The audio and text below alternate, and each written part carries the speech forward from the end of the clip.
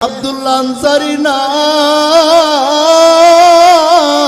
কোন সময় আব্দুল্লাহ আনসারীকে খুঁজে পাওয়া যায় না। আমার পয়গম্বরের সাহাবী আব্দুল্লাহ আনসারী রাদিয়াল্লাহু আনহুকে না পায়া সাহাবায়ে কেরাম আমার পয়গম্বরের কাছে বিচার দেয়, ওগো আল্লাহর নবী, আপনার সাহাবী আব্দুল্লাহ আনসারী সকলের পরে মসজিদে নববীতে ঈশা নামাজ পড়ে, আবার সালাম যখন ফিরায় তাড়াতাড়ি বাড়িতে চলে যায়, আমাদের সাথে তালিমে বসে না, জিকিরে বসে না, দ্বীনি মাসালা মাসাইল নিয়ে কথা বলার সময় তাকে খুঁজে পাওয়া যায় না। উনি কি আবার মুনাফিক হয়ে গেল কিনা? কি সমস্যা, কি সমস্যা? আমার নবী কই সাহাবীরা রে যাও আব্দুল্লাহ আনসারীর বাড়িতে আমি নবীকে নিয়ে যাও, তাকায়া দেখি যাও আমি কোনো কষ্ট দিছি কিনা, আমি কোনো আঘাত করেছি কিনা, কেন তোমাদের মতো আমার সামনে বসে কথা শুনে না? কারণ কি, কারণ কি? কারণটা জানার জন্য তার বাড়িতে যাওয়া লাগবে। আবু বকর,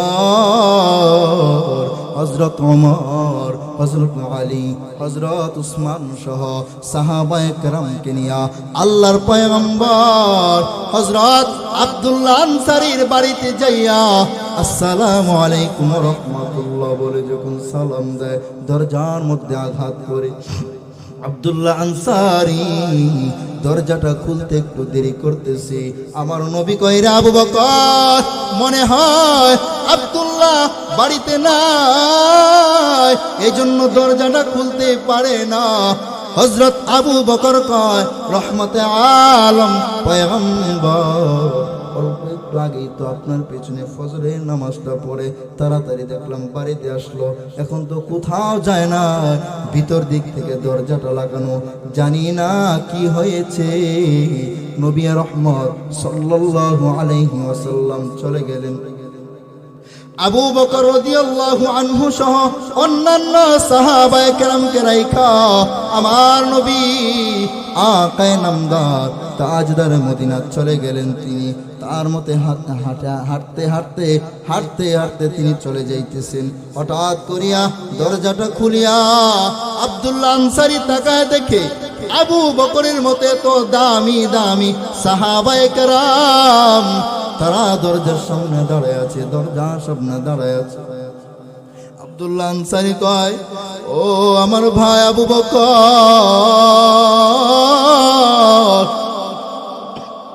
আপনি আমাকে ডেকেছেন, আমাকে কেন ডেকেছেন?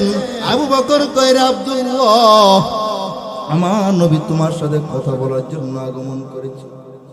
আব্দুল্লাহ আনসারী দৌড়ে দৌড়ে দৌড়ে দৌড়ে চলে গেলেন রহমতে আলম নবীর কাছে, গিয়া বলে, আল্লাহর নবী, আসসালামু আলাইকা ইয়া রাসূলুল্লাহ,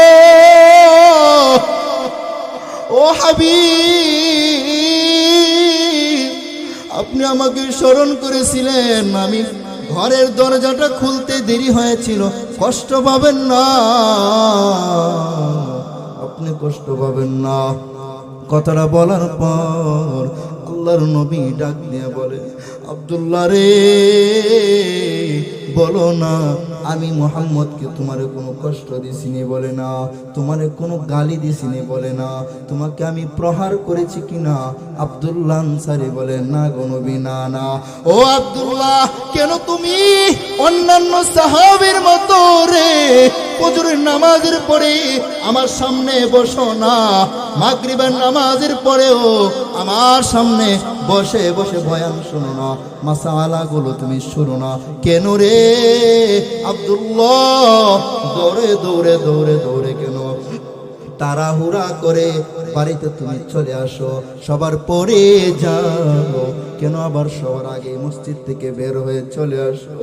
এই কথাটা বলার পরে আব্দুল্লাহর কান্নার আওয়াজ, ডাক দেয়া কই, ইয়া রাসূলুল্লাহ, ইয়া হাবিবাল্লাহ, আল্লাহ পাক আমাকে গরিব বানাইছেন, আমি গরিব, আমি যদি কোনোদিন কাজ করতে পারি ঘরের মধ্যে খাবার, যদি আমি কোনোদিন কাজ করতে না পারি ঘরের মধ্যে খানা আসে না, ও পয়গম্বর আপনি কষ্ট ভাবেন না। আমি এমন একটা অবস্থার মধ্যে আছি গো নবী, আমিও নামাজ পড়ি, আমার স্ত্রীও নামাজ পড়ে, কিন্তু আমরা দুইজনের মিলায়া মাত্র একটা চাদর আছে। নামাজের সময় আমি দৌড়ে দৌড়ে চাদরটা পরিয়া আপনার পেছনে গিয়ে আমি নামাজটা পড়ে তাড়াতাড়ি করে করে আমার স্ত্রীটাকে আমি ঘরের মধ্যে আইসা চাদরটা দিয়া দেয়। আমার স্ত্রী সেই চাদর দ্বারা আবৃত হইয়া আবার নামাজটা পড়ে।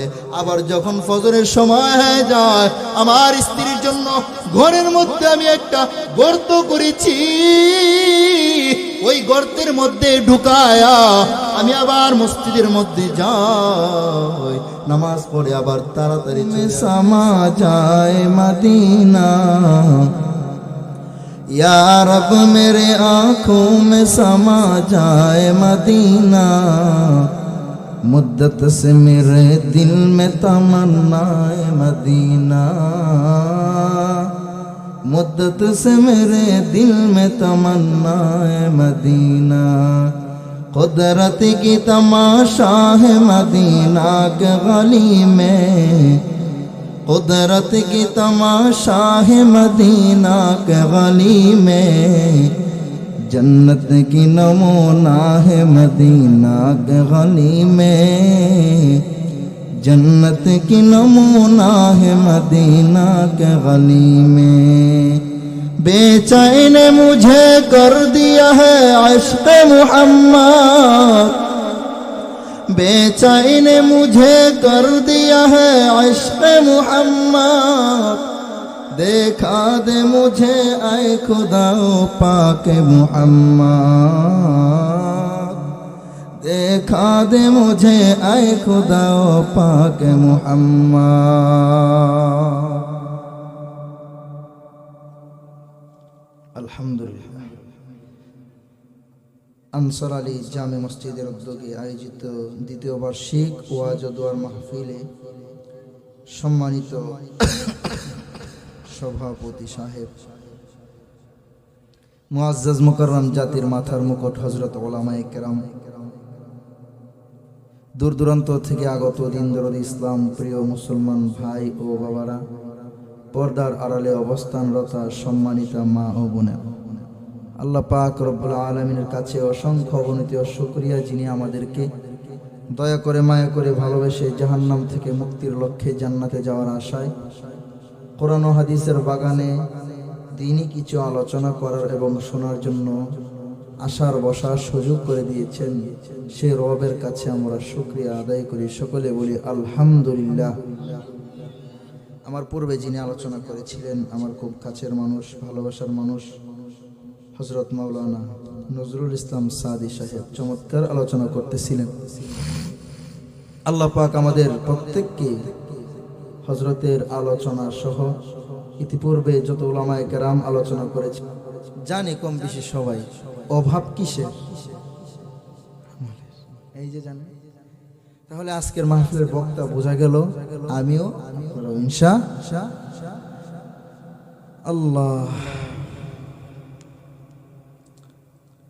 পৃথিবীর মধ্যে যত কিছু আছে প্রত্যেকটা বিষয়ে কিন্তু এক একজনের এক একটা মতভেদ আছে, ইখতিলাফ আছে।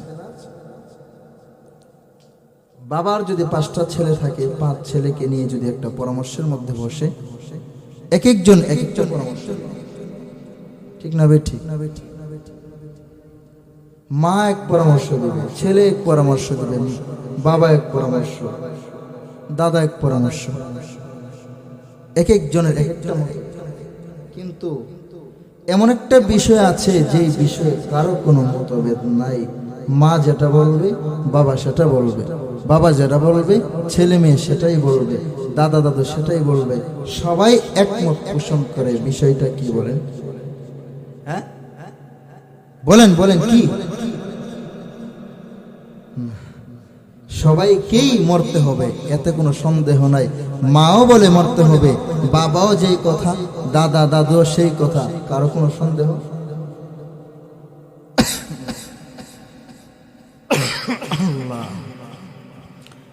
মরণের চিন্তাটা যদি আমাদের অন্তরে থাকে, আমরা যে যতটুকু এলেম আমাদের ভিতরে আছে, যে যতটুকু জানি, আমাদের জন্য আমল করা সহজ হয়ে যাবে। নামাজ পড়া সওয়াবের কাজ। আপনার আমার উপরে যে একটা দায়িত্ব আছে, সেই দায়িত্বটা, সেই জিম্মাদারি হলো নামাজ আদায় করা। নামাজ আদায় করলেন মানে আপনি আল্লাহর অনেক উপকার করে ফেললেন, বিষয়টা এরকম নয়। আপনি আপনার নিজের উপকার করলেন কিভাবে? আপনার উপর একটা জিম্মাদারি আছে, আমার উপর একটা জিম্মাদারি আছে, 5 ওয়াক্ত নামাজ পড়া, সেই জিম্মাদারি আমরা আদায় করলাম। আল্লাহর কোনো কিছু আসা যায় না আমি নামাজ পড়লে বা না পড়লে, ঠিক না বেঠিক? সামনে রমজানুল মুবারক, আল্লাহ পাক সকলের হায়াত বাড়ায় দেন, সকলে পড়েন আমিন। আল্লাহুম্মা বারিক লানা ফি রজব ওয়া শাবান ওয়া বাল্লিগনা রমাদান, সকলে বলেন আমিন। তো এই যে মরণের চিন্তা যদি অন্তরে থাকে, তাহলে এই রমজানুল মুবারক যে সামনে আগমন করতেছে, শুভ আগমন করতেছে, সেই রমজান মাসে যুবক ভাইয়েরা, বৃদ্ধ বাবারা, আমার বয়সে যারা আছি, আপনার বয়সে যারা আছে, পর্দার আড়ালের আম্মা জানেরা, আমাদের কারো পক্ষেই এটা কোনোভাবেই সম্ভব না যে নামাজ না পড়িয়া, রমজানের রোজা না রাখিয়া দিনের বেলায় পর্দা করে করে খাওয়া, ঠিক না বেটি? কিসের অভাব? আমলের অভাব। আর আমলটা আপনি তখনই করা আপনার জন্য, আমার জন্য সহজ হবে, যখন মরণের চিন্তা, কবরের চিন্তা, হাসরের চিন্তা, ফুলসিরাতের চিন্তা আমার আপনার অন্তরে থাকবে 100 থেকে 100, ঠিক না বেঠিক? জোরে ঠিক। সাহাবায়ে কেরাম যে আরবের জমিনের মধ্যে আল্লাহর পয়গম্বর হাবিবে কিবরিয়া মুহাম্মদুর রাসূলুল্লাহ সাল্লাল্লাহু আলাইহি ওয়াসাল্লাম আগমন করেছিলেন, সেই জমিনটা নবীজি আগমন করার আগে জমিনটা ছিল এত বড় নাপাক, মানুষগুলাও ছিল চতুষ্পদ জন্তুর চেয়েও খারাপ। ওই মানুষগুলার কাছে যখন আকায়ে নামদার, তাজদারে মদিনা, আহমদ মুস্তাফা, মুহাম্মদ মুস্তাফা সাল্লাল্লাহু আলাইহি ওয়াসাল্লাম আগমন করলেন, নবীর মুখ নিঃসৃত বাণীগুলা শুনে শুনে, নবীজির জবান মুবারক থেকে হাদিসগুলা শুনে শুনে শুনে শুনে সাহাবায়ে কেরাম তারা আমল করেছে, যার কারণে তাদের প্রতি খুশি হইয়া আসমান জমিনের রব আল্লাহ জানাইয়া দিলেন রাদিয়াল্লাহু আনহুম ওয়া রাদু আন। আল্লাহ পাক বলে, আমি ওই সাহাবীদের প্রতি খুশি, আর ওই সাহাবায়ে কেরাম আমি আল্লাহ তাআলার প্রতি খুশি। সুবহানাল্লাহ।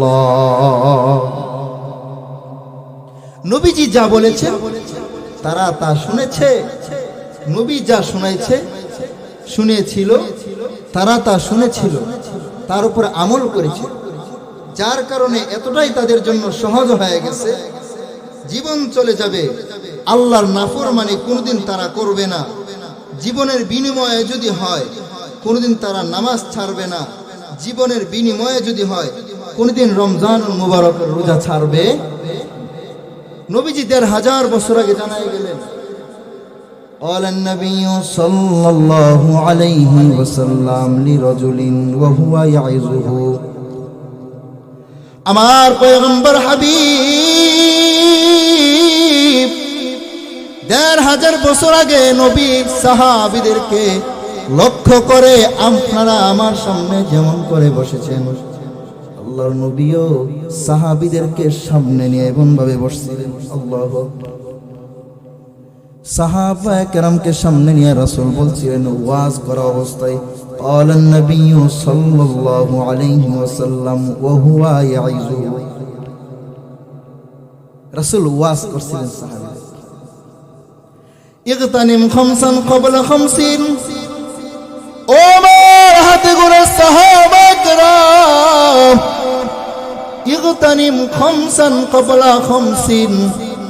পাঁচটা বিষয় এমন আছে যেই পাঁচটা বিষয়কে তোমরা তোমাদের সামনে আসার আগে আগে তোমরা পাঁচটা বিষয়কে তোমরা গুরুত্ব দাও। এক নম্বর বিষয়, ইগতানিম খামসান ক্বাবলা খামসিন শাবাবাকা ক্বাবলা হারমিক। যুবক ভাইরা, আর কখন আসি বলা যায় না। আজকে যেহেতু আগে আসলাম, আল্লাহ চাহে তো মেসেজটা দেয়া যায়। যুবক ভাইরা খেয়াল করে শুনবেন, যুবতী বোনেরা, শাবাবাকা ক্বাবলা হারমিক। যৌবন বয়স থাকতে যৌবন বয়সটার খুব কদর করো, মূল্য দাও। যদি বুড়া বুড়ি হয়ে যাও, কষ্ট পাইছেন বুড়া করলে, যদি বৃদ্ধ হয়ে যাও, যতই চেষ্টা করেন না কেন তখন যৌবনকালের ইবাদতের মতো কিন্তু ইবাদত করা যাবে না। এই যে রমজান, যুবক ভাইরা রোজা রাখলে কোনো কষ্ট তেমন হয় না। বুড়া বাবারা, মুরব্বী বাবারা, মারা রোজা রাখলে কষ্ট একটু বেশি হয়, এমনি তো বয়স বেশি, ঠিক না বে ঠিক? শাবাবাকা ক্বাবলা হারমিক। আল্লাহর নবী কয়, এক নাম্বার যৌবনটা থাকতে বুড়া হওয়ার আগে যৌবনকালটাকে গুরুত্ব দাও। ওয়াসিহাতাকা ক্বাবলা সাকমিক। যুবক ভাইরা, বৃদ্ধ বাবারা, অসুস্থতা আসার আগে আগে সুস্থতার নিয়ামতটাকে আপনি কদর করেন। আপনি সুস্থতার নিয়ামতটাকে আপনি বড় কদর করেন, কারণ সুস্থ অবস্থায় আপনি যে আমলটা করতে পারবেন, অসুস্থ যদি হয়ে যায় তখন কিন্তু সেই আমলটা আপনি করতে পারবেন না। আপনার মনে চায় আপনি 2 রাকাত নফল নামাজ বেশি পড়তে, যদি অসুস্থ হয়ে যান তাহলে কিন্তু কোনোভাবে আমার আপনার পক্ষে সম্ভব না, ঠিক কিনা? ও গিনাকা ক্বাবলা ফাকরিক। আল্লাহর নবী কই, ও গিনাকা ক্বাবলা ফাকরিক। ও যুবক, ও বৃদ্ধ বাবারা, আম্মা জান, বড় লোক আল্লাহ পাক বানাইছেন, আল্লাহর বড় নিয়ামত। টাকা পয়সা ধন সম্পদের মালিক আল্লাহ বানাইনি। ও গিনাকা ক্বাবলা ফাকরিক। তবে গরিব হওয়ার আগে উন্নত মানের অবস্থায় থাকা কালীন, বড় লোক থাকাকালীন টাকা পয়সাওয়ালার, টাকা পয়সার মালিক হওয়া অবস্থায় সেই টাকাওয়ালা বয়সটাকে কদর করেন, মূল্যায়ন করেন গরিব হওয়ার আগে। এই যে দান করলেন, আগের যে সাদি ভাই বয়ান করলো, চমৎকার দান করলেন। যদি আমি আপনি গরিব, এত গরিব হয়ে যাই যে আমরা চেষ্টা করলো আর 5 টাকা 20 টাকা দিতে পারি না, আফসোস শুধু করতে হবে। আপনাকে টাকা দিছে, আপনি আল্লাহর রাস্তায় দেন। গিনাকা ক্বাবলা ফাকরি ও ফারাগাকা ক্বাবলা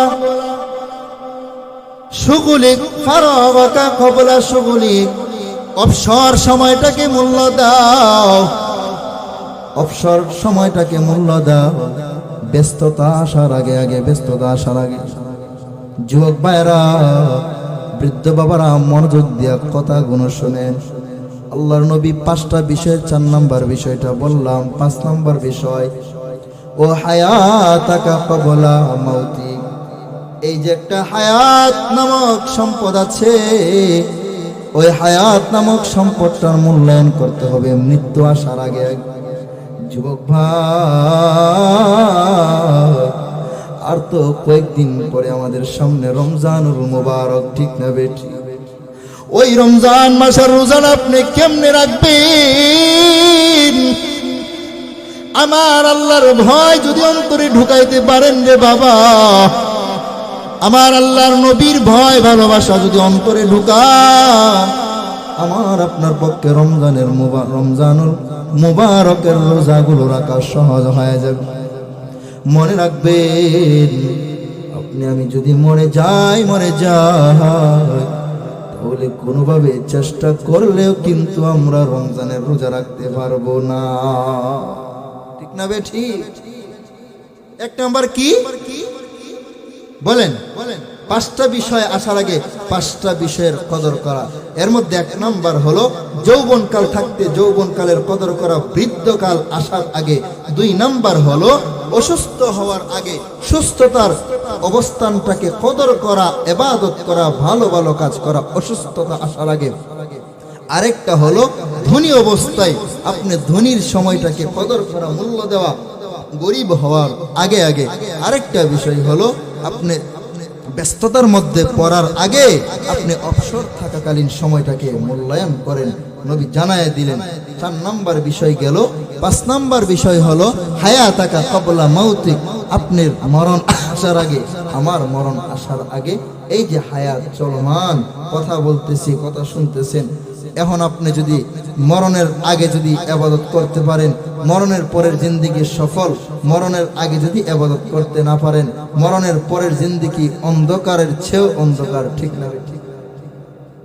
এই জন্য কথাটা বলতেছিলাম, ওই যে 1500 বছর আগে নবী আরবের জমিনে আগমন করেছিলেন, ওই সময় নবীজির মুখ নিঃসৃত পানিগুলা শুনে শুনে শুনে শুনে শুনে শুনে সাহাবায়ে কেরাম এমন ভাবে নিজেকে গঠন করেছিল রে, কত কষ্ট করে করে করে করে জীবন কাটায়। এরপর মুহূর্তের জন্য কোনোদিন তারা রোজা ছাড়ে নাই, মুহূর্তের জন্য কোনোদিন তারা পর্দা ছাড়ে নাই, মুহূর্তের জন্য কোনোদিন হারাম খায় নাই, মুহূর্তের জন্য কোনোদিন মানুষের সম্পদ বন্টন করে নাই, মুহূর্তের জন্য কোনোদিন কোনো অবস্থাতে নামাজ ছাড়ে নাই। কারণ যুবক ভাই, হাসরের ময়দানে আমার নবী জানাতেন, আউয়ালু মা ইউহাসাবু বিহিল আবদু ইয়াউমাল কিয়ামাতিস সালাহ। আল্লাহর নবী কয়, কিয়ামতের ময়দানে বান্দা বান্দির পক্ষ থেকে যেই বিষয়গুলোর হিসাব আমার আল্লাহ পাক নেবে, এর মধ্য থেকে প্রথম হিসাব নেওয়া হবে নামাজের। বাবারে, নামাজ যদি সহজ হয়ে যায়, নামাজের হিসাব যদি সহজ হয়ে যায়, আপনার সব কিছু সহজ। গত বছর ইন্ডিয়া গেছিলাম, সকলে বলেন আলহামদুলিল্লাহ। এই বছর আপনার বছর তো যাইতে পারি নাই, ভিসা নাই। কয়েকবার চেকিং হয়, কিন্তু প্রথম যে চেকিংটা হয় সেই চেকিংটার সময় যদি আপনি ছুটতে পারেন, এর পরের চেকিংগুলো আপনার জন্য সহজ হয়। আমি নিজে অভিজ্ঞ। চেকিংটা শুনবেন, সময় তো কম, এভাবে করে। এই যে এটা নিয়ে গেছিলাম, আমার এইটার পর্যন্ত এটাকে চেক করছি, এটার মধ্যে কি আছে। এরপরে লজ্জার যে বিষয় সেটা হলো, আফসোসের যে বিষয়, কষ্টের যে বিষয়, বাবারা, নারীকেও পুরুষকেও এইভাবে হাত করায়া, এইভাবে একটা লাঠি আছে, লাঠি দিয়ে এইভাবে ঘষা দেয়, হাতের নিচে ইয়া বানিয়ে গেছে, এইভাবে একটা ঘষা দেয়। শুধু তাই না, কি বলবো, কোরআনের বাগান, বাস্তবটা তো তুলে ধরতে হবেই। কি যেন একটা স্টিলের কিসের উপর দাঁড়া করায়া, ঠ্যাংটা একটু সরায়া, পরে এদিকে একটু ঘষা, ছোট জাঙ্গার ভিতরে কিছু আছে, কথাটা বুঝছে? এটা যদি আপনি সফল হইতে পারেন, পরবর্তী চেকগুলো সহজ। আলহামদুলিল্লাহ আমি সফল হয়েছিলাম। একটু বিপদে পড়ছিলাম, যেহেতু মাথায় একটা টুপি ছিল, পাগড়ি ছিল। আল্লাহ হেদায়েত দান করে। তো আপনার আমার নামাজে হিসাব যদি আমরা সহজে দিয়ে দিতে পারি, তাহলে সবকিছু বাবা সহজ। নামাজ পড়লে সওয়াব, না পড়লে গুনাহ, কবিরা গুনাহ, জাহান্নামে যাওয়ার অন্য কোনো কারণ, এটা সকলে জানি, কিন্তু মানি কই? নবীর হাতে গড়া সাহাবায়ে কেরাম যারা জান্নাতে থাকাকালীন সময়ে জান্নাতের দুনিয়াতে থাকাকালীন সময়ে জান্নাতের সুসংবাদ পেয়েছিলেন, তাদের অবস্থা। আল্লাহর নবীর সাহাবায়ে কেরাম এই জন্যই তো আমার নবী জানা দেন আসহাবি কান্নুজুম বিআইহিম ইকতাদাইতুম ইহতাদাইতুম। নবী কই দুনিয়াবাসী শুনে নাও, আমার যত সাহাবায়ে কেরাম আছে, হযরত বিলাল বলো, হযরত আবু বকর বলো, যত সাহাবী আছে সব সাহাবীদের অবস্থান এমন। আসহাবি কান্নুজুম বিআইহিম ইকতাদাইতুম ইহতাদাইতুম। ওই সাহাবীদের যে কোনো একজন সাহাবীর অনুকরণ যদি আপনি করতে পারেন রে বাবা, বিআইহিম ইকতাদাইতুম ইহতাদাইতুম। ১৫০০ বছর আগে নবী জানায় গেলেন যে কোনো একজনের অনুসরণ যদি করতে পারেন ইহতাদাইতুম, আপনি সঠিক রাস্তা পেয়ে যাবেন, আপনি সঠিক রাস্তার সন্ধান পেয়ে যাবেন। সুবহানাল্লাহ। তাহলে বুঝেন সাহাবীরা নবীজির কথা শুনে শুনে নিজেকে কেমন করে গঠন করেছিল। বলবো? আস্তে বলেন, বলবো? আরো আস্তে। মা বোনরা আসেনি, আম্মা জানদের পর্দার ব্যবস্থা সহ আসেনি, ওয়াজ শোনা।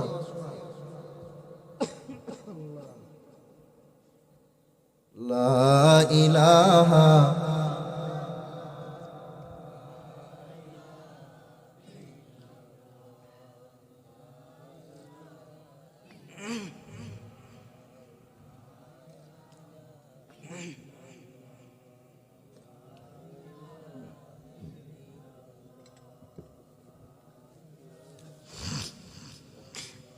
লা ইলাহা ইল্লাল্লাহ মুহাম্মাদুর রাসূলুল্লাহ সাল্লাল্লাহু। যে কথাটা বলতেছিলাম রে বাবা, মনোযোগ দিয়া শুনেন। আমার আপনার নবী কেন বলে গেলেন আসহাবি কান্নুজুম, আসহাবি কান্নুজুম বিআইহিম ইকতাদাইতুম ইহতাদাইতুম। যে কোন একজন সাহাবী অনুসরণ যদি করতে পারেন আপনি হেদায়েত পেয়ে যাবেন। এর কারণ হলো লা তাআতা লিমাখলুকিন ফি মাসিয়াতিল খালিক। আল্লাহকে অসন্তুষ্ট করিয়া দুনিয়ার কোন মানুষের আদেশ নিষেধ মান্য করা হারাম। সাহাবায়ে কেরাম আমার আল্লাহরে অসন্তুষ্ট করে নাই, মুহূর্তের জন্য আল্লাহকে কষ্ট দেয় নাই, মুহূর্তের জন্য আমারও নবীরে কষ্ট দেয় নাই। এই জন্য তাদের দাম কত বেড়ে গেছে। কত সাহাবী এমন আছে যদি গাড়ি চালাইতে পারে তাহলে খানা খাইতে পারে, চুলার মধ্যে আগুন জ্বলতে পারে। যদি কাজ না করে চুলার মধ্যে আগুন জ্বলে না, কাজ করলে পেটের মধ্যে খাবার দেয়। যদি কাজ না পায় চুলার মধ্যে আগুন জ্বলে না, পেটে কোনো খানা দিতে পারে না। এত কষ্ট করে করে সাহাবায়ে কেরাম আমার নবীর অনুসরণ করেছিলেন, আমার আল্লাহর হুকুমগুলো মেনেছিলেন। তৎকালীন সময়ের একজন সাহাবীর নাম আব্দুল্লাহ আনসারী। আমার নবীর পেছনে গিয়া নবীর কথাগুলা শুনে, নবীর সামনে গিয়া নবীর কথাগুলা শুনে শুনে শুনে শুনে নবীর আদর্শ দেখে পাগল পারা হইয়া মুসলমান হয়ে যায়। আল্লাহু আকবার বলি। নবীর পেছনে গিয়া জোহরের নামাজ পড়ে, নবীর পেছনে গিয়া ফজরের নামাজ পড়ে, নবীর পেছনে গিয়া এশারের নামাজ পড়ে, নবীর পেছনে গিয়া আসরের নামাজ পড়ে, নবীর পেছনে যাইয়া মাগরিবের নামাজ পড়ে। কারণ মসজিদে নববীর ইমাম আমার পয়গম্বর, আর ওই মসজিদে নববীর মধ্যে সাহাবায়ে কেরাম মুক্তাদি হইয়া মুসল্লি হইয়া নবীর পেছনে নামাজ পড়ে। একজন সাহাবীর নাম আব্দুল্লাহ আনসারী। এত গরিব একজন সাহাবী, আহারে এতই গরিব, এত গরিব, এত গরিব রে বাবা, কোনদিন আমার আল্লাহর গোলামি থেকে দূরে যায় নাই, আমার নবীর অনুসরণ থেকেও দূরে যায় নাই। একটু খেয়াল করে শুনেন রে বাবা, আব্দুল্লাহ আনসারী আমার নবী ইমামতি করে যখন, তখন তাড়াতাড়ি করে সবার পরে মসজিদে যায়। আবার যখন আমার পয়গম্বর আসসালামু আলাইকুম ওয়া রাহমাতুল্লাহ বলে সালাম ফিরায় ডান দিকে, তখন তিনিও সাথে সাথে সালাম ফিরায়। বাম দিকে যখন আসসালামু আলাইকুম রহমতুল্লাহ বলে সালাম ফিরায়, আব্দুল্লাহ আনসারী বাম দিকে নবীর সাথে সালাম ফিরায়। সালামটা ফিরায়া তাড়াতাড়ি করে দৌড়ে দৌড়ে বাড়িতে চলে যায়। অন্য দিক থেকে আমার পয়গম্বর নামাজের পরে সাহাবায়ে কেরামকে নিয়ে বৈশা তালিম দেয়, জিকির করে, বিভিন্ন দ্বীনি মাসাইল নিয়ে কথা বলে, দ্বীনি বিষয়ক নিয়ে আলোচনা করে। কিন্তু তাকায় দেখে আব্দুল্লাহ আনসারী না,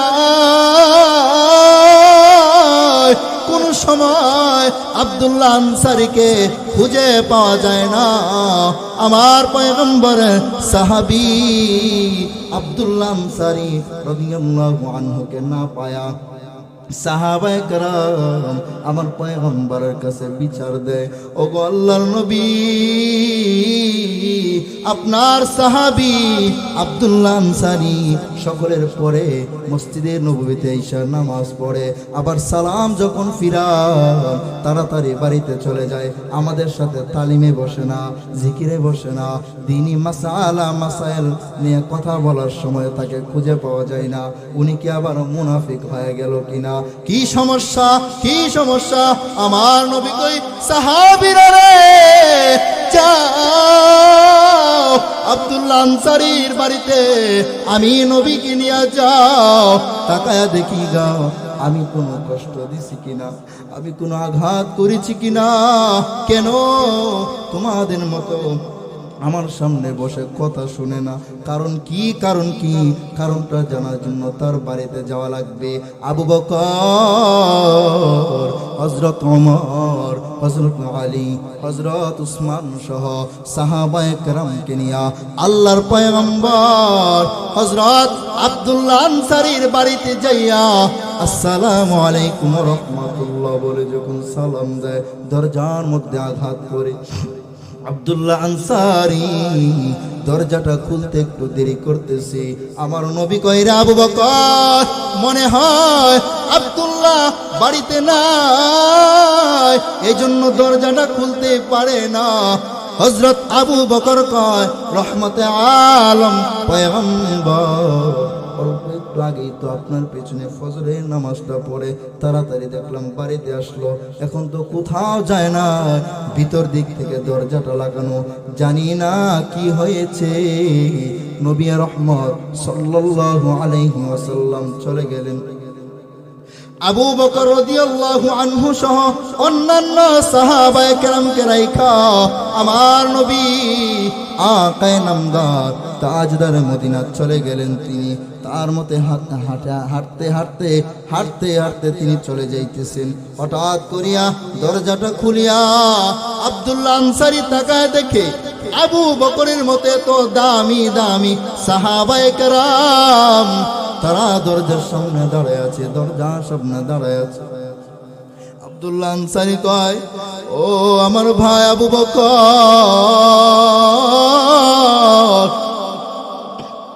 আপনি আমাকে ডেকেছেন, আমাকে কেন ডেকেছেন? আবু বকর কয়, রে আব্দুল্লাহ, আমার নবী তোমার সাথে কথা বলার জন্য আগমন করেছে।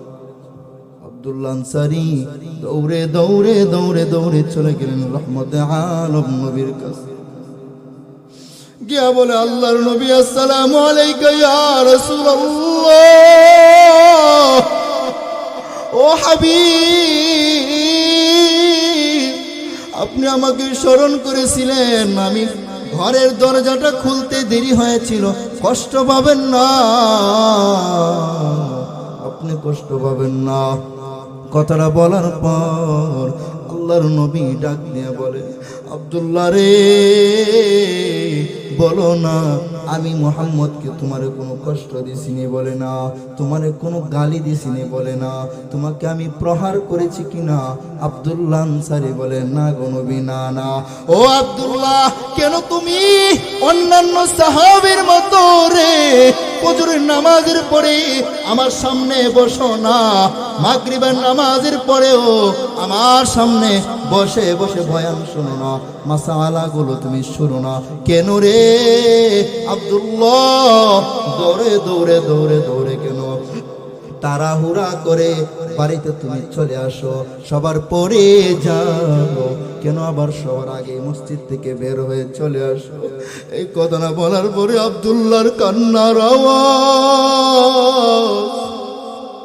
ডাক দেয়া গো ইয়া রাসূলুল্লাহ, ইয়া হাবিবাল্লাহ, আল্লাহ পাক আমাকে গরিব বানাইছেন, আমি গরিব, আমি যদি কোনোদিন কাজ করতে পারি ঘরের মধ্যে খাবার, যদি আমি কোনোদিন কাজ করতে না পারি ঘরের মধ্যে খানা আসে না, ও পয়গম্বর আপনি কষ্ট ভাবেন না, আমি এমন একটা অবস্থার মধ্যে আছি গো নবী, আমিও নামাজ পড়ি, আমার স্ত্রীও নামাজ পড়ে, কিন্তু আমরা দুইজনের মিলায়া মাত্র একটা চাদর আছে, নামাজের সময় আমি দৌড়ে দৌড়ে চাদরটা পরিয়া আপনার পেছনে গিয়ে আমি নামাজটা পড়ে তাড়াতাড়ি করে করে আমার স্ত্রীটাকে আমি ঘরের মধ্যে আইসা চাদরটা দিয়া দেয়, আমার স্ত্রী সেই চাদর দ্বারা আবৃত হইয়া আবার নামাজটা পড়ে। আবার যখন ফজরের সময় হয়ে যায়, আমার স্ত্রীর জন্য ঘরের মধ্যে আমি একটা গর্ত করেছি, ওই গর্তের মধ্যে ঢুকায়া আমি আবার মসজিদের মধ্যে যাই, নামাজ পড়ে আবার তাড়াতাড়ি চলে আসি, আমার স্ত্রীকে আমি চাদরটা দিয়া দেয়, চাদরটা পরে আসে নামাজ পড়ে, আর আমি গর্তের মধ্যে ঢুকে যাই গো নবী। শুধু তাই না গো নবী, কিছুক্ষণ আগে যে আপনি আমার দরজার সামনে গেছিলেন, ওই সময় আমার স্ত্রী নামাজরত অবস্থায় ছিল, ওই সময় চাদরটা দিয়া আবৃত হইয়া নামাজ পড়তেছিল, আর আমি উলঙ্গ হইয়া গর্তের মধ্যে ছিলাম গো নবী আমার। আমার স্ত্রী যেহেতু নামাজরত ছিলেন, এই জন্য আমি উলঙ্গ হইয়া আপনাদের আহ্বানে সাথে সাথে আমি দরজা খুলতে পারি নাই গো নবী, কষ্ট নিবেন না, আমাকে আপনি বদদুয়া দিবেন না গো নবী। এই কথা বলে বলে আব্দুল্লাহ আনসারী চিৎকার করে করে করে করে কান্না করিয়া নবীজির কাছ থেকে বিদায় নিয়ে ঘরের দিকে চলে যায়। আবু বকর, হযরত উমর, উসমান, আলী সহ বড় বড় সাহাবায়ে কেরাম তাকায়া দেখে আল্লাহর নবীর কান্নার আওয়াজ, ডাক দিয়ে বলে রে ভাই তুমি কি বলেছো? যেই নবীর এত দাম, নবীকে তুমি কি বলেছো? কেন নবী হঠাৎ করে কান্না করতেছি? কেন রে নবী কান্না করতেছে কেন? কারণটা তুমি বলে দাও। আব্দুল্লাহ আনসারী বলে রে আবু বকর, আমি এত গরিব একজন সাহাবী, আমার আর আমার স্ত্রীর মধ্যে অন্য কোনো পোশাক নাই, একটা চাদর আছে, সেই চাদরটা দিয়া তোমাদের সাথে আমি নবীর পিছনে নামাজ পড়ার জন্য মসজিদে নববীর মধ্যে যায়, আবার নামাজ পড়িয়া তাড়াতাড়ি করে আমি চলে আসি আমার ঘরে। যদি আমি আসতে দেরি হয়ে যায়, আমার স্ত্রী কেমনে নামাজ পড়বে? আমি দরজার মধ্যে আইসা আঘাত করার পরে আমার স্ত্রী দরজা খুলিয়া আমার চাদরটা নিয়ে নামাজ পড়ে, আর আমি গর্তের মধ্যে চলে যাই। এই জন্য আমি নামাজ পড়িয়া সাথে সাথে আমি আমার ঘরের মধ্যে চলে আসি, আমি আর তোমাদের মতো মসজিদের সময় দেই না। শুধু তাই না রে আবু বকর, তোমরা যখন আমাকে ডাক দিয়েছিলে রে, তখন আমি আমার গর্তের মধ্যে ছিলাম, আর এই চাদরটা দিয়া আমার স্ত্রী নামাজ পড়তেছিল, যার কারণে তাড়াতাড়ি করে আমি তোমাদের ডাকে সাড়া দিতে পারি নাই। এই কথা শুনিয়া আবু বকরের কান্না, উমরের কান্না, ওসমানের কান্না, আলী রাদিয়াল্লাহু আনহুমের ওই সাহাবীদের কান্না, কারণ আমাদের মধ্যকারের সাহাবী আব্দুল্লাহ আনসারীর অবস্থা বুঝিয়ে রাখো। আরে আব্দুল্লাহ আনসারীর অবস্থা বড় খারাপ। এই কথা বলে বলে বলে বলে সব সাহাবায়ে কেরাম কান্না করে, সাহাবায়ে কেরাম কান্না করে। আহারে ও আমার বেলাবরের বাবারা, ও যুবক ভাইরা, ও আমার আম্মা জান, যতই গরিব হন না কেন ওই আব্দুল্লাহ আনসারীর মতো হতে পারেন নাই। ও যুবক ভাইয়েরা, আব্দুল্লাহ আনসারীর মতো এত গরিব তো হন নাই। ও আমার বাবারা, রিক্সা চালাইতে পারেন, ভ্যান গাড়ি চালাইতে পারেন, চায়ের দোকান দিতে পারেন, পানের দোকান দিতে পারেন, কিন্তু এরপরেও তো আব্দুল্লাহ আনসারীর মতো এত গরিব না। ও আমার পর্দার আম্মা জান, যতই গরিব গরিব বলেন না কেন, আব্দুল্লাহ আনসারীর প্রিয় তোমার স্ত্রীর মতো এত গরিব তো না, ঠিক না বেটি? ও আমার মারা, কিসের বাহানা ধরেন? কেন আপনি নামাজ পড়েন না? কেন আপনি রোজা রাখেন না? কেন আপনি পর্দা করেন না? কেন আপনি হালাল খান না? সাহাবীদের জীবনীটা আপনি ফলো করেন। মুসলিম নারী যারা নবীর যুগে ছিল, সুমাইয়ার মতো মহান নারীগুলার জীবন এগুলো আপনি ফলো করেন। আব্দুল্লাহ আনসারী রাদিয়াল্লাহু আনহুর স্ত্রীর দিকে আপনি তাকান গো মা। ও যুবক ভাইয়েরা, মনে করেছেন কি জান্নাতে যাওয়ার জন্য দুইটা প্রাইভেট কারের মালিক হওয়া লাগবে? না না, কোটি কোটি টাকার মালিক হওয়া লাগবে না রে যুবক, না। ও আমার বৃদ্ধ বাবারা, দুইতলা বিল্ডিং এর মালিক হওয়া লাগবে জান্নাতে যাওয়ার জন্য? না না, হযরত আবু বকরের মতো নবীর প্রেমটা অন্তরে ঢুকাও, আল্লাহর ভয় অন্তরে ঢুকাও, মরণের চিন্তাটা অন্তরে ঢুকাও। এই যে ওসমান রাদিয়াল্লাহু আনহু কবরের পাশ দিয়ে যখন যায় তখন কান্না করে, কেন রে ওসমান? কবরের পাশ দিয়ে যখন যাও চোখের পানি কেন ছাড়ো? ওসমান কবরের সামনে দিয়া যায় কান্না থামাইতে পারে না। হারে, জানি না আমার অবস্থান কবরের মধ্যে কেমন হয়। কেন রে ওসমান? তুমি তো জান্নাতের সুসংবাদ পাইলা রে ওসমান।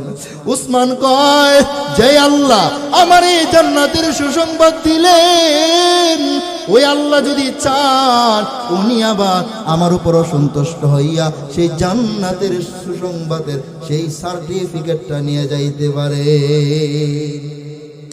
ওই বিলালের মতো হয়ে যাও, যেই বিলালের বাবা ছিল গোলাম, যেই বিলাল ছিল গোলাম, এত কাল একজন সাহাবী, যেই সাহাবীকে দেখতে ভালো দেখা যায় না, সুর তেমন সুন্দর না, চেহারার কাটিং ভালো না, এরপরেও আল্লাহর নবীর কথাগুলো শুনছি। আল্লাহর নবী তো বলে দিলেন 5টা বিষয় আসার আগে তোমরা ওই 5টা বিষয়ের কদর করো, মূল্য দাও। হযরত বিলাল হায়াতাকা ক্বাবলা মাউতি, মৃত্যুর আগের সময়টাকে মূল্যায়ন দেওয়ার মতো মূল্যায়ন দিয়েছিল। এই জন্য বিলালের দিকে তাকাও, বিলাল কত কষ্ট করেছে, জীবন দিয়া দিছে, গরম উত্তপ্ত বালুর উপরে রাখছি, অংরার উপরে রাখছি, গরম বালির উপরে রাইকা জিহ্বার মধ্যে কাটা ঢোকায়, একেবারে গলার মধ্যে রশি লাগায়া টেনে টেনে টেনে টেনে কষ্ট দেয়। এরপরও বিলাল কোনোদিন নামাজ ছাড়ে নাই, বিলাল কোনোদিন রোজা ছাড়ে নাই, বিলাল কোনোদিন পর্দা ছাড়ে নাই, বিলাল কোনোদিন আল্লাহর রাসূলের কথার বাহিনে চলে নাই, বিলাল কোনোদিন আল্লাহর হুকুম থেকে ফারেক থাকে নাই, দূরে যায় নাই, সর্বদা আল্লাহর নবীর মানল, আল্লাহ তাআলার হুকুম মানল। মরণের চিন্তাটা অন্তরে ঢুকায়া এত দামি হয়েছে, আজ থেকে শুধু নয় কিয়ামত পর্যন্ত যত মুয়াজ্জিন আগমন করবে সব মুয়াজ্জিনের মর্যাদা যদি এক পাল্লায় রেখে দেন, আর অপর পাল্লায় যদি কালো আফ্রিকার জঙ্গলের সে বিলালকে রাখেন, তাহলে হযরত বিলালের মর্যাদাটা আমার আল্লাহ তাআলার কাছে দামি, ঠিক না বেঠিক? दुनिया की सदाकत में तेरा नाम रहेगा, दुनिया की सदाकत में तेरा नाम रहेगा, सिद्दीक तेरा नाम से इस्लाम रहेगा, सिद्दीक तेरा नाम से इस्लाम रहेगा, दुनिया की मुअज्जिन में तेरा नाम रहेगा, दुनिया की मुअज्जिन में तेरा नाम रहेगा, बिलाल तेरा नाम से इस्लाम रहेगा, बिलाल तेरा नाम से इस्लाम रहेगा। अल्लाहु अकबर। এজন্য যুবক ভাইরা, এই যে সামনে রমজান মাস, দেখবেন বড় বড় বড় বড় বরফের চাক সামনে নিয়া মানুষ আপনাদের পুরা দিয়া বাজারে বসে কিন্না কিন্না মানুষ আনে, ঠিক না বেটি? 20 টাকার 15 টাকার 30 টাকার করে করে বরফের চাক আনে। বিশেষ করে এখন তো সবার বাড়িতে ফ্রিজ হয়ে গেছে, যার কারণে মানুষ আনতে চায় না। 2-3 বছর আগেও খুব ছিল প্রচলন, ঠিক না বেটি? দেখছেন আপনারা এগুলো, যে বরফের চাকগুলো যে ভাঙে ভাঙে বেশ, যেই লোকটা বরফ বিক্রি করে ওই লোকটাকে যদি বলেন, ভাই এই যে বরফের একটা চাক দেখা যায়, ওই চাকটাকে আপনি কতটুকু সময় গলবে, কতটুকু সময় গলবে আপনি একটা গ্যারান্টি দিতে পারেন? ওই লোকটা বলবে, ভাই আধা ঘন্টা গলতে থাকবে গলতে থাকবে, আধা ঘন্টা পরে আর খুঁজে পাওয়া যাবে না। 20 মিনিট গলবে, 20 মিনিট পরে আর পাওয়া যাবে না। এই যে লাইটিং হচ্ছে, লাইটগুলোর একটা গ্যারান্টি আছে। আপনি বলতে পারবেন যে হুজুর 2 বছর যাবে, 5 মাস যাবে, 6 মাস যাবে, প্রত্যেকটা জিনিসের এক একটা গ্যারান্টি আপনি দিতে পারবেন। কিন্তু আমার আপনার যে আল্লাহর পক্ষ থেকে একটা নিয়ামত, হায়াত নামক যে দৌলত, এই হায়াত যখন ফুরায়া যায় কেউ বলতে পারে না, কেউ বলতে পারে না, বলতে পারেননি। আরে জবাব দেন, কোথায় গেল আপনার দাদা, কোথায় গেল আপনার মা, কোথায় গেল আপনার ভাই, কোথায় গেল আপনার এলাকা, মুরব্বীরা কোথায় গেল? ও মুরব্বী বাবারা 5 বছর আগে যারা ছিল তারা কোথায়? যুবক ভাইরা, এমন কোনো দিন নাই মোটর সাইকেল অ্যাক্সিডেন্ট করে যুবক মরে না, যুবতী মরে না। যুবক ভাইরা শুধু মরে বিষয়টা এমন না, এমন কোন মুহূর্ত নাই বৃদ্ধ বাবারা, বৃদ্ধা মারা মরে না। কারণ আমার আল্লাহ কয়, কুল ইন্নাল মাউতাল্লাযী তাফিরুনা মিনহু ফাইন্নাহু মুলাকীকুম সুম্মা তুরাদ্দুনা ইলা আলিমিল গায়বি ওয়াশ শাহাদাতি ফায়ুনাব্বিউকুম বিমা কুনতুম তা'মালুন।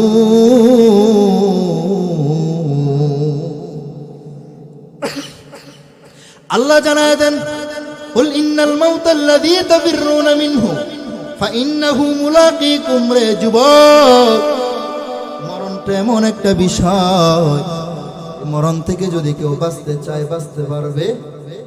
পারবে? বাঁচতে পারবে না, কেউ বাঁচতে পারবে না। দাদা যেই রাস্তার মুসাফির, নাতিও সেই রাস্তার মুসাফির, ঠিক না বেটি? ইহা হাম সব মুসাফির হ্যায়, কবর আখের ঠিকানা, कोई आगे रवाना है, कोई पीछे रवाना। आज ना হয় কাল তুমি যাইবা কবরে, যাওয়ার সময় দেখবা গো তোমার ছবি রইল পরে, যাওয়ার সময় দেখবা গো। দাদা গেল না না গেল, কেউ এলো না ফিরে, সবার তো যাওয়া লাগবে গো ভাইজান অন্ধকার কইবরে, সবারই তো যাওয়া লাগবে গো, ঠিক না বেঠি? আম্মা জান আয়েশা রাদিয়াল্লাহু আনহা বলেন যে, দুনিয়াবাসী শুনো, আমার মাহবুব মুহাম্মদুর রাসূলুল্লাহ সাল্লাল্লাহু আলাইহি ওয়াসাল্লাম, উনার চেয়ে তোমরা কেউ আল্লাহর কাছে এত প্রিয় না। যেই নবীকে না বানাইলে পৃথিবীর কিছুই হতো, সেই নবীও কিন্তু চলে গেছে। এই দুনিয়াটা যদি ক্ষণস্থায়ী না হইতো, চিরস্থায়ী হতো, তাহলে আমার আপনার কলিজার টুকরা হাবিব মুহাম্মদুর রাসূলুল্লাহ সাল্লাল্লাহু আলাইহি ওয়াসাল্লাম ইন্তেকাল করতেন না, তিনি আজও পর্যন্ত থাকতেন, ঠিক না বেঠি? আসতে বলেন কেন? যেহেতু দুনিয়াটা ক্ষণস্থায়ী, আপনি একটা মোবাইল 13,000 12,000 টাকার কম দামি মোবাইলের গ্যারান্টি দিতে পারেন, হায়াতের কোনো গ্যারান্টি নাই। কুল্লু নাফসিন দাইকাতুল মাউত, সকলকেই মৃত্যুর স্বাদ আস্বাদন করা লাগবে। কুল্লু মান আলাইহা ফান ওয়া ইয়াবকা ওয়াজহু রাব্বিকা যুল জালালি ওয়াল ইকরাম। একমাত্র আল্লাহ ছাড়া, আল্লাহ পাক ছাড়া সকলকেই ইন্তেকাল করা লাগবে, মৃত্যুর স্বাদ আস্বাদন করা লাগবে। একমাত্র যিনি থাকবেন তিনি হলেন আপনার আমার মহান রব। ঠিক না বে ঠিক? জোরে বলুন। এজন্য আম্মাজান আয়েশা রাদিয়াল্লাহু আনহা বলেন, দুনিয়াবাসী শুনো, আল্লাহর রাসূল সাল্লাল্লাহু আলাইহি ওয়াসাল্লাম আল্লাহর কাছে এত প্রিয়, আল্লাহর কাছে এত প্রিয় নবী আমার দুনিয়া থেকে যদিও চলে গেছেন, তোমাকেও যাওয়া লাগবে, আমাকেও যাওয়া লাগবে। ঠিক না বে ঠিক? বাবা, যদি দুনিয়ার মধ্যে সবাই থাকতো রে, আমার আপনার মাহবুব আজও পর্যন্ত দুনিয়ার মধ্যে থাকতে থাক। অথচ যেই নবীর এত দাম, যেই নবীর এত সম্মান, এই নবীর আমার আল্লাহ দুনিয়া থেকে উঠায় নিলেন। এর মানে আমিও থাকতে পারবো না, আপনিও থাকতে পারবেন না। তবে পার্থক্য এতটুকু, আমার আপনার নবীর ইন্তেকালের এক মুহূর্তে আল্লাহ পাক আজরাইলকে পাঠায় বললেন, আজরাইল যদি জান কবজ করার অনুমতি দেয় তাহলে জান কবজ করবা, কিন্তু আমার আপনার জান কবজ করার সময় কোনো অনুমতি নাই। এটাই পার্থক্য। তবে ইন্তেকাল করা লাগবে, নবীও চলে গেছেন, আমাকে আপনাকেও যেতে যেতে হবে খালি হাতে, যেতে হবে খালি হাতে, সঙ্গে কিছুই যাবে না। 3.5 হাত জায়গা পাবি, পাবি না রে বিছানা। 3.5 হাত জায়গা পাবি, পাবি না রে বিছানা। ঠিক কিনা? আমার আপনার পয়গম্বর হাবিবে কিবরিয়া নবীজির যখন 63 বছর হায়াত মুবারক ফুরায় যায়, আমার আল্লাহ আজরাইলকে পাঠায় বলে, আজরাইল জলদি করে যাও, যাও যাও, আমার বন্ধুকে সালাম জানায় বলবা আমার বন্ধু মুহাম্মদের 63 বছর হায়াত